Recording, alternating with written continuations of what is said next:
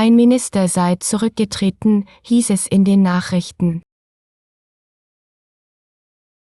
Die Medien hätten schon seit Wochen über die Vorwürfe spekuliert, die gegen ihn erhoben worden seien. Es wurde berichtet, dass er in mehrere fragwürdige Geschäfte verwickelt gewesen sei. Während einige behaupteten, dass die Vorwürfe unbegründet seien, hätten andere keinen Zweifel an seiner Schuld gehabt. Der Minister habe sich geweigert, sich zu den Anschuldigungen zu äußern, was die Situation nur noch weiter angeheizt habe. In einer Pressekonferenz soll er erklärt haben, dass er sich aus persönlichen Gründen zurückziehe. Doch es sei klar gewesen, dass der Rücktritt nicht freiwillig gewesen sei, sondern das Ergebnis politischer Drucks. Viele hätten sich gefragt, wie lange die Regierung von solchen Skandalen verschont bleiben könne. Einige Politiker hätten sich in den sozialen Netzwerken zu Wort gemeldet und ihre Enttäuschung über das Verhalten des Ministers zum Ausdruck gebracht. Der Rücktritt habe die politische Landschaft erschüttert und es sei unklar gewesen, wer den Ministerposten übernehmen würde. Es sei ein trauriger Tag für die Politik, habe einer der Abgeordneten gesagt. Doch während die Opposition die Situation ausnutzte, um die Regierung weiter zu kritisieren, hätten sich viele Bürger gefragt, ob wirklich ein politischer Wandel bevorstehe. Ein prominenter Journalist hätte den Rücktritt als eine erzwungene, aber notwendige Konsequenz bezeichnet. Der Skandal sei nicht nur ein Zeichen für das Versagen des Ministers gewesen, sondern auch für das zunehmende Vertrauen der Öffentlichkeit in die politische Klasse. Es sei allgemein angenommen worden, dass der Minister in seiner Amtszeit mehrere Gesetze zu seinem persönlichen Vorteil verändert habe. Der Minister selbst habe die Vorwürfe immer wieder bestritten und behauptet, er sei das Opfer einer politischen Intrige. Doch niemand habe ihm geglaubt, und die Beweise seien zu erdrückend gewesen. Es sei fast unmöglich gewesen, die Spuren seiner Machenschaften zu leugnen. Der Rücktritt des Ministers sei als ein weiterer Beweis für die Korruption in den höchsten politischen Kreisen betrachtet worden. In einer Umfrage hätten 75% der Befragten gesagt, dass sie den Rücktritt als notwendig erachtet hätten. Es sei jedoch noch immer unklar geblieben, ob der Minister für seine Taten zur Rechenschaft gezogen werde. Viele hätten sich gewünscht, dass die Ermittlungen weitergeführt und der Fall vor Gericht gebracht werde.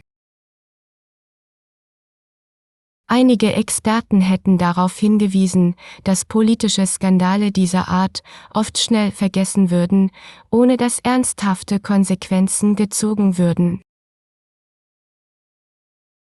Doch es habe auch Stimmen gegeben, die forderten, dass der Rücktritt des Ministers einen Neuanfang für die politische Kultur im Land bedeuten solle. Die Regierung habe sofort einen Plan zur Reform des politischen Systems vorgestellt, um zukünftige Skandale zu vermeiden.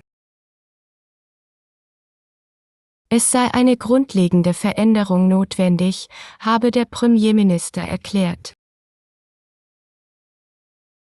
Der Rücktritt des Ministers sei ein Wendepunkt gewesen und die politische Elite habe erkannt, dass der Status quo nicht mehr tragbar sei.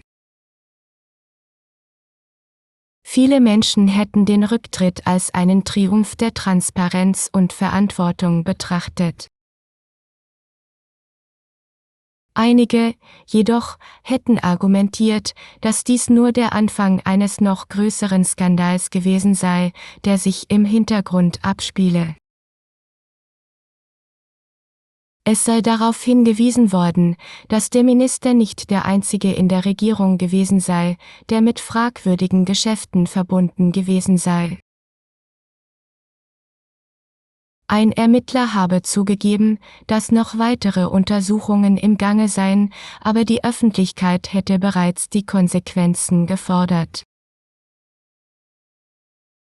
Der Fall sei jedoch nicht nur eine politische Frage gewesen, sondern auch eine moralische. Es sei eine Gesellschaft erforderlich gewesen, die sich nicht mit oberflächlichen Lösungen zufrieden gebe, sondern tiefere Veränderungen fordere. In den kommenden Wochen habe sich die Diskussion darüber, wie man solche Skandale verhindern könne, intensiviert. Die politischen Parteien hätten unterschiedliche Vorschläge gemacht, aber es sei klar gewesen, dass alle ein grundsätzliches Misstrauen gegenüber der politischen Klasse teile. Einige hätten vorgeschlagen, dass die Macht der Ministerien stärker kontrolliert werden müsse. Andere hätten die Einführung eines stärkeren gesetzlichen Rahmens zur Bekämpfung von Korruption gefordert. Doch während all diese Diskussionen geführt wurden, sei die Frage offen geblieben, wer den Ministerposten übernehmen würde. Die Medien hätten stundenlang darüber spekuliert, wer der nächste Minister werden würde, und verschiedene Namen genannt. Während einige den alten Stellvertreter des Ministers als idealen Kandidaten betrachteten, hätten andere gefordert, dass jemand völlig Neues an die Spitze treten sollte. Es sei klar gewesen, dass eine solche Entscheidung nicht nur politische, sondern auch gesellschaftliche Auswirkungen haben würde. Die Regierung sei jedoch zuversichtlich gewesen, dass sie in der Lage sein würde, den Skandal hinter sich zu lassen und mit einer stärkeren Führung weiterzumachen. Viele seien jedoch der Ansicht gewesen, dass der Rücktritt nur ein Tropfen auf den heißen Stein gewesen sei. Es gibt viele Dinge, die sich ändern müssen, habe ein prominenter Politiker gesagt. Und in der Tat, die Ereignisse hätten gezeigt, dass die politische Landschaft nicht nur von individuellen Skandalen, sondern auch von strukturellen Problemen geprägt sei. Viele hätten gefordert, dass eine tiefere Untersuchung der politischen Machenschaften in den nächsten Monaten stattfinden müsse. Der Rücktritt ist ein erster Schritt, aber wir dürfen nicht vergessen, dass es noch viel zu tun gibt, habe ein Abgeordneter gesagt. Das Volk habe ein starkes Signal gefordert, dass solche Vergehen nicht ungestraft bleiben würden. Der politische Skandal sei nur die Spitze des Eisbergs gewesen. Und es sei klar gewesen, dass die Gesellschaft nun eine ernsthafte Auseinandersetzung mit den bestehenden Machtstrukturen erwarte. Kaum war der Minister zurückgetreten, als bereits erste Gerüchte über mögliche Nachfolger die Runde machten. Während die einen in der Politik auf eine schnelle Lösung hofften, fürchteten andere, dass die Situation zu einer weiteren politischen Krise führen könnte. Der Premierminister, der sich nach dem Rücktritt des Ministers ohnehin schon unter Druck gesetzt fühlte, hatte jedoch keine Wahl, als eine Entscheidung zu treffen. Es war, als ob das Land in einem ständigen Zustand der Unsicherheit steckte, was die Bevölkerung immer mehr belastete. Soweit man wusste, hätten die Ermittlungen gegen den Minister und seine Verstrickungen in verschiedene Skandale längst begonnen, und es wurde erwartet, dass weitere Enthüllungen folgen würden. Die politische Elite, die sich stets als unantastbar betrachtet hatte, musste nun erkennen, dass sie auch nicht vor den Augen der Öffentlichkeit sicher war. Bis zum heutigen Tag hatten weder die Ermittler noch die Medien die vollständige Wahrheit über die Affäre aufgedeckt. Die Medien, die bekannt dafür waren, die Wahrheit so zu präsentieren, dass sie den größtmöglichen Einfluss auf die öffentliche Meinung hatte, verbreiteten nun täglich neue Spekulationen. In vielen Interviews habe er erklärt, dass er die Vorwürfe nicht nachvollziehen könne, was jedoch niemandem mehr geglaubt worden sei. Während der Minister versuchte, seine Unschuld zu beteuern, ging der Druck auf ihn stetig weiter. Es wurde gesagt, dass kaum dass er das Büro des Premierministers verlassen habe, von seinen Anwälten instruiert worden sei, sich nicht weiter zu äußern. Doch auch die Anwälte hätten nicht verhindern können, dass der öffentliche Druck immer größer wurde. So oft wie die Menschen sich in den sozialen Netzwerken über das Thema äußerten, so sehr konnte die Regierung den Rückhalt bei der Bevölkerung verlieren.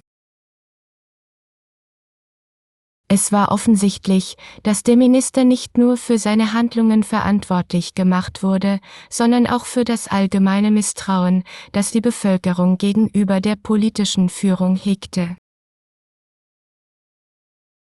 In den letzten Wochen hätten sich immer mehr Skandale zugespitzt, was den Eindruck verstärkte, dass eine vollständige Reinigung der Regierung notwendig sei. Es sei kaum zu fassen gewesen, dass solche Machenschaften so lange im Verborgenen geblieben seien. Die Opposition, die sich seit Jahren für mehr Transparenz in der Politik einsetzte, habe den Rücktritt des Ministers als einen ersten Erfolg gewertet. Doch sie habe auch betont, dass dies nur der Anfang einer notwendigen und umfassenden Reform der politischen Strukturen sei. Es war, als ob das Land auf einen entscheidenden Moment gewartet habe, der nun endlich eingetreten sei.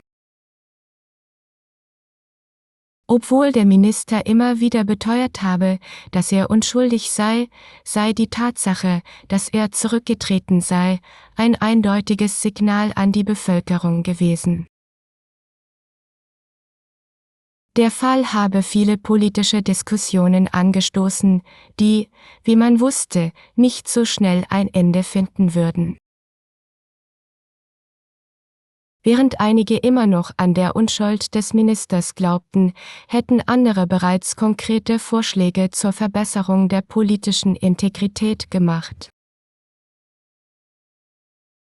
So viel sei klar gewesen, das Vertrauen in die Regierung war erschüttert, und es würde lange dauern, bis es wiederhergestellt werden könnte. Während die Ermittlungen weitergingen, hätten sich immer mehr Details über die Verstrickungen des Ministers mit großen Wirtschaftsunternehmen herauskristallisiert. Der öffentliche Druck sei so hoch gewesen, dass sogar die Regierungspartei gezwungen worden sei, ihren Kurs zu überdenken. Die Regierung habe daraufhin sofort angekündigt, dass man strengere Gesetze gegen Korruption und Interessenkonflikte einführen wolle. Auch wenn dies ein Schritt in die richtige Richtung gewesen sei, hätten viele bezweifelt, dass es zu einer echten Veränderung kommen würde. Es sei, als ob man den Eindruck erwecke, als wolle man die Probleme nur oberflächlich behandeln. In der Öffentlichkeit habe sich zunehmend der Eindruck verstärkt, dass nicht nur einzelne Politiker, sondern das ganze System reformiert werden müsse. Es gehe nicht nur um die Vergangenheit, sondern auch um die Zukunft, habe ein prominenter Analyst gesagt.